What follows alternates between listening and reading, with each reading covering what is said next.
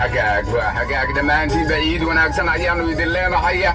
وحا halkan is adaba maanta noogu martay sidaan hornacba horeydii ku sii sheegnay ka su'aal magaciisa idii sheegin waxaan sa jecelahay isagu barada magaciisa oo saddexan inuu inoo sheego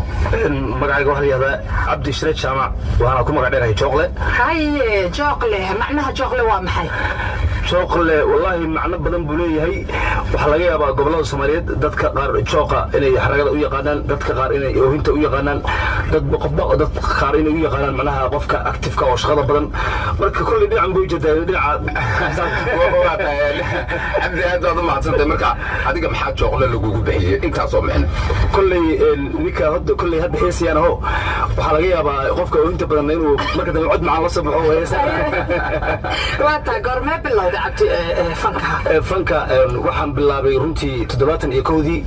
أدو وحنا أنا فنكا مسوا بمعلمين تيدي محسن عبد الله بن عولق الأورنجري نكي يغان بايغان عمر شولي iyaga kulay anigu arday badan ku jira isoo saaray inaan baacad fiican weyn hees gooni oo qaado adigu 73 kiina anigu marka 14 jirna 73 waxa ku guuleystay heesaha galay 83 kiina waa ku guuleystay heesa badan oo raadiyay muqdisho ka soo qaaday sidii hees caan ahayd baa jirtay oo markii Ethiopia aanu diraysanayn hees la oran jiray baga maxaaroy maxaa kale kamid ahaa heesa jacayl iyo maqal jacayl waxa soo qaaday hees la oran jiray laba cashaq oo tii aan heesaha galay sideedkii marada ku galay dadka hadda waa maqlaysa salaam bay dirsanayeen ciidda maxaa u qaadaleed heesta u qaadaleed maxay taa u doorayso dadka waxaan u doorayaa hees liyaado adigii labada wiil ku sii jooga liibaan maxay ku saabsan waxay ku saabsan tahay walaalkay Xuseen oo xaaskiisii oo wadankii joogo isagana dibadda joogo oo gabadhiina ay hayso laba caruura hees uu u sameeyay waxaan lahanka u sameeyay Cabdi Baadil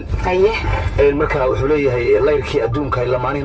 naftayday haddaan luxudka lay dhigin soo laaban doonee adigiyo labada wiil ku sii jooga liibaan galaan aragda way